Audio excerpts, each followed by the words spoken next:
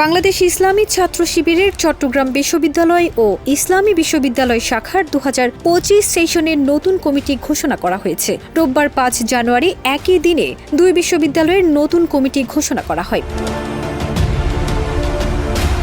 চট্টগ্রাম বিশ্ববিদ্যালয় শাখার সদস্যদের প্রত্যক্ষ ভোটে সভাপতি নির্বাচিত হয়েছেন 2015-16 শিক্ষাবর্ষের মার্কেটিং বিভাগের শিক্ষার্থী মোহাম্মদ ইব্রাহিম এবং সেক্রেটারি হিসেবে মনোনীত হয়েছেন 2017-18 শিক্ষাবর্ষের ইসলামিক স্টাডিজ বিভাগের শিক্ষার্থী মোহাম্মদ আলী ওবায়দুল্লাহ।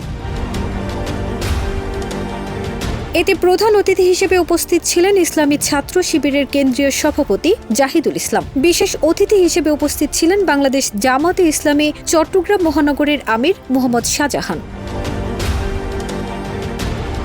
অন্যদিকে একই দিনে ইবির ছাত্র শিবিরের 2025 সেশনের নতুন কমিটি ঘোষণা করা হয়েছে। এতে সভাপতি হিসেবে নির্বাচিত হয়েছেন বিশ্ববিদ্যালয়ের 2017-18 বর্ষের ফলিত পুষ্টি ও খাদ্য প্রযুক্তি বিভাগের শিক্ষার্থী মাহমুদুল হাসান এবং সেক্রেটারি হিসেবে মনোনীত হয়েছেন আল হাদিস অ্যান্ড ইসলামিক স্টাডিজ বিভাগের একই শিক্ষাবর্ষের শিক্ষার্থী ইউসুফ আলী।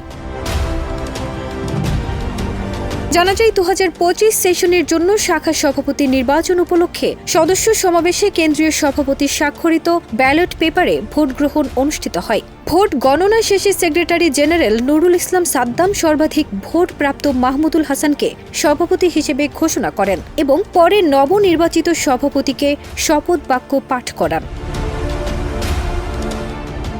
এ সময় কেন্দ্রীয় সেক্রেটারি জেনারেল নুরুল ইসলাম সাদ্দামের নেতৃত্বে কেন্দ্রীয় কার্যকরী পরিষদের সদস্যরা উপস্থিত ছিলেন। ফারজানা নিকিতা, দেশ রূপান্তর।